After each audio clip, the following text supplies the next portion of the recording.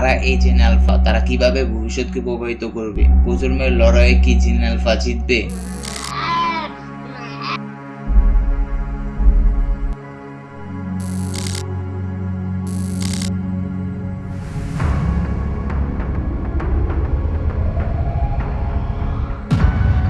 একটি কাহিনী শুনুন। 2012 সালে 3 বছরের একটি বাচ্চাকে সিয়াটেল এয়ারলাইন্স একটি ফ্লাইট থেকে বের করে দেওয়া হয়েছিল, কারণ তার আইপ্যাড কেড়ে নেওয়ার পর সে প্রচণ্ডভাবে মেজাজ দেখাতে শুরু করেছিল।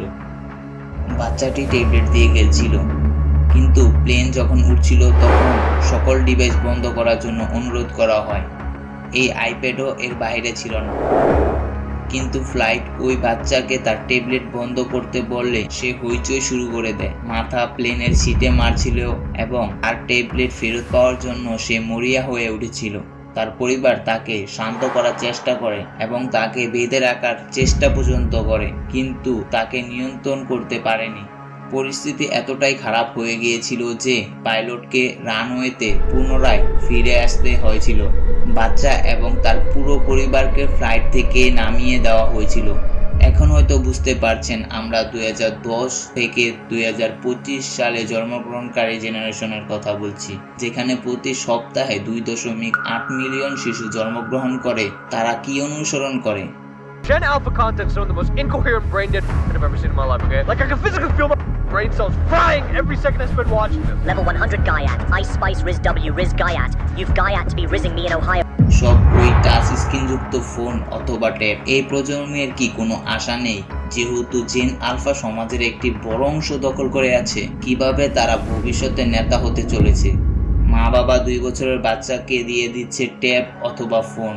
বাচ্চা সারাদিন ওই ফোন ব্যবহার করে, যদিও তার ফলে তার মা বাবা কাজের পরে বিশ্রাম নিতে পারে, কিন্তু আইপ্যাড অথবা ফোন ব্যবহার তার থেকে বেশি ক্ষতি করছে। একসময় মানব সভ্যতার মধ্যে 4টি উল্লেখযোগ্য প্রজন্ম ছিল: সুবামস, জেন এক্স, মিলেনিয়াস, জেন জেড। যদিও তাদের মধ্যে সংঘর্ষ ছিল, কঠিন সময় তারা একে অপরের সহায়তা করত, তবে সবকিছু বদলে দেয় জেন আলফার আগমনে। প্রযুক্তির চাহিদা। একদিকে আমাদের সময় টিভি ছিল প্রধান বিনোদনের উৎস, আমরা যা দেখতাম তা নিয়ন্ত্রিত এবং সীমিত ছিল। জেন আলফা, তাদের কোনো বিনোদনের শেষ নেই, তারা যে কোনো সময় যে কোনো কিছু দেখতে পারে। 15 ফেব্রুয়ারি 2015 তারিখ ইউটিউব কিডস চালু হয়েছিল। এটি শিশুদের বিনোদনের ক্ষেত্রে বিপ্লব এনেছিল, কিন্তু এই পরিবর্তন কি সত্যিই ভালো ছিল? শিক্ষার সংকট। শিক্ষার্থীদের মান দিন দিন কমছে। কেন এমনটা হচ্ছে? সপ্তম শ্রেণীর ছাত্ররা তৃতীয় শ্রেণীর যোগ্যতা রাখে না। প্রযুক্তি কি শিক্ষার মান কমিয়ে দিচ্ছে? শিক্ষার মান কমানোর পিছনে শিক্ষকরা অভিযোগ করছেন যে প্রযুক্তির আগমনে শিক্ষার্থীদের মনোযোগ কমছে এবং শিক্ষা পিছিয়ে পড়ছে।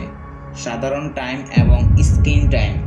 আমরা বাইরে খেলতাম, বন্ধুদের সাথে সময় কাটাতাম, কিন্তু জেন আলফা শিশু ভার্চুয়াল বন্ধুদের সাথে খেলে। তাদের বাইরে খেলার আগ্রহ পর্যন্ত নেই। ভার্চুয়াল মিথস্ক্রিয়ার কারণে নতুন প্রজন্মের সামাজিক দক্ষতা সম্পর্কে পরিবর্তন হচ্ছে। অভিভাবকের দায়িত্ব। আজকের অভিভাবকরা প্রযুক্তির ওপর নির্ভরশীল হয়ে পড়েছে। প্রজন্মের পরিবর্তনের সাথে সাথে অভিভাবকের পরিবর্তন হয়েছে। আপনি কি মনে করেন আধুনিক অভিভাবকের পদ্ধতি শিশুদের মানসিক বিকাশে উন্নয়ন করছে নাকি ক্ষতিগ্রস্ত করছে? প্রতিটি প্রজন্মের নিজস্ব বিশেষত্ব ও চ্যালেঞ্জ রয়েছে, তবে আপনি কি মনে করেন আমরা কি সঠিক পথে এগোচ্ছি? আপনার মতামত কমেন্ট করুন। প্রতিটি প্রজন্ম তার নিজস্ব পথ রয়েছে। আমরা আমাদের সময় নিজেদের মতো করে জীবন কাটিয়েছি, এখন সময় এসেছে আমরা জেন আলফার পথে আস্থা রাখি, দেখি তারা কিভাবে আমাদের পৃথিবীকে পরিবর্তন করে।